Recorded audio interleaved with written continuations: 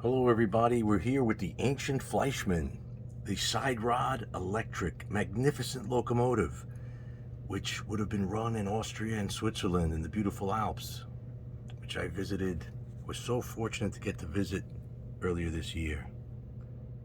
But she doesn't want to move. Why not? Oh, all right. She's a little, remember, this is like a 70-year-old locomotive. You know, when you're 70 years old, you move when you want to move. You put a little more power.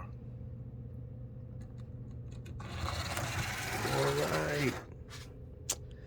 You know what? She's very temperamental. I'm gonna have to do some major reclean. A little hesitant. Come on, let's get going. Nope, she's not ready.